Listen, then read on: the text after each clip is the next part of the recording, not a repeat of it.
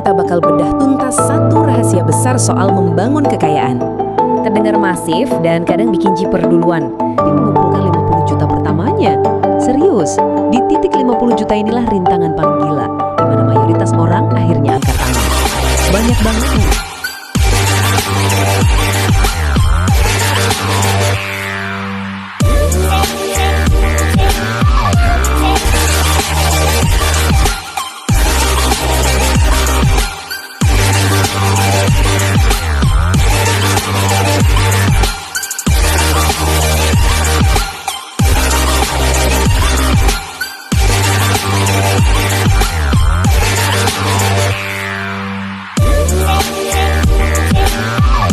Pertama kali datang di acara Noang ya? Iya, Terus tadi sempat menambah deposit berapa tadi? 50 juta? 50 juta? 50. Mantap, luar biasa. Halo semuanya, hari ini kita bakal bedah tuntas satu rahasia besar soal membangun kekayaan. Judulnya, Misteri 50 Juta Pertama. Pasti banyak kan dari kita yang kalau ditanya soal kebebasan finansial langsung mikirnya angka-angka fantastis. Tapi dari materi yang kita kupas kali ini, ternyata ujian terberatnya justru ada di satu titik awal yang sering banget kita remehkan. Coba bayangin, tahukah kamu apa yang lebih sulit dari mengumpulkan uang 1 miliar? Angka 1 miliar itu kan sering banget ya dijadiin standar emas, semacam garis finish yang diidam-idamkan semua orang. Terdengar masif dan kadang bikin jiper duluan. Tapi, gimana kalau rintangan terberatnya itu sebenarnya bukan di angka miliaran tersebut? Nah, jawabannya ini mungkin bakal mematahkan asumsi yang selama ini nempel di kepala kita. Oke, mari kita selami lebih dalam. Materi kita hari ini ngasih fakta yang lumayan bikin kaget loh. Ternyata yang paling susah itu bukan ngumpulin 1 miliarnya, tapi mengumpulkan 50 juta pertamanya. Serius, di titik 50 juta inilah rintangan paling gila, di mana mayoritas orang akhirnya angkat tangan. Banyak banget yang udah patah semangat duluan karena ngerasa uangnya kok habis terus, menguap begitu aja sebelum sempat berkembang. Kita tuh keseringan fokus sama angka miliaran, padahal tembok pertahanan yang paling tebal justru ada persis di langkah awal kita. Bagian 1, Misteri 50 Juta Pertama. Nah, kabar baiknya gini, perjalanan menuju angka yang lebih gede itu nantinya bakal terasa jauh lebih gampang. Emang sih, ngumpulin uang di tahap-tahap awal itu rasanya kayak mendaki gunung tapi nggak bawa perlengkapan apa-apa. Berat banget. Tapi, kalau kamu berhasil nembus batas 50 juta itu, perjalanan buat nyentuh ratusan juta, bahkan miliaran, bakalan kerasa jauh lebih ringan. Ibaratnya nih kayak lagi dorong mobil mogok. Dorongan pertama itu yang paling bikin ngos-ngosan, butuh tenaga ekstra. Begitu rodanya udah jalan, momentum yang bakal ambil alih. Terus pertanyaannya sekarang, kenapa sih fase awal ini bisa seberat itu?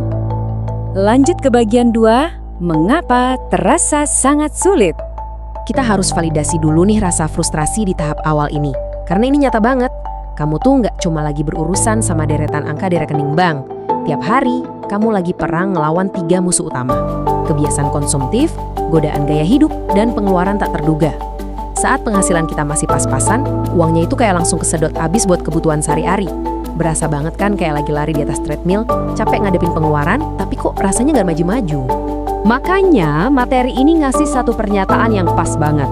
Inilah fase yang menguji kesabaran dan kedisiplinan. Jadi, ngelewatin rintangan 50 juta pertama itu bukan semata-mata soal hitung-hitungan matematika.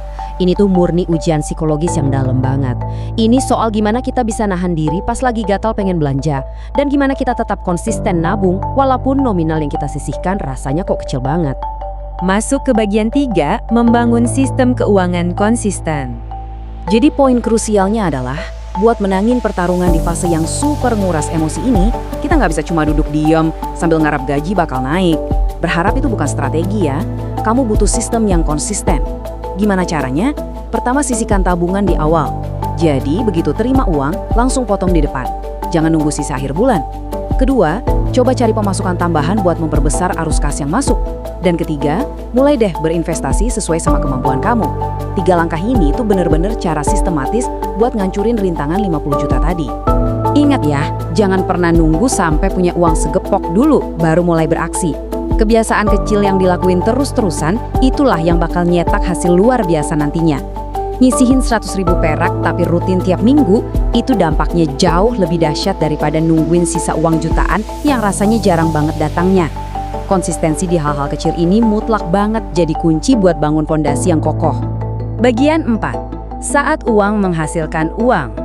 Nah, kalau kamu udah sukses jalanin sistem tadi, sabar dan akhirnya nembus angka 50 juta pertama, siap-siap aja akan ada keajaiban yang namanya efek bola salju finansial.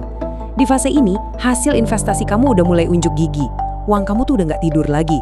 Peluang-peluang baru juga bakal lebih gampang nyamperin, karena sekarang kamu udah punya modal dan ruang gerak yang lebih bebas. Ujung-ujungnya, kamu nggak perlu lagi deg-degan bergantung cuma dari satu pintu penghasilan aja. Jaring pengaman kamu udah kebentok. Dan ini dia inti dari semuanya.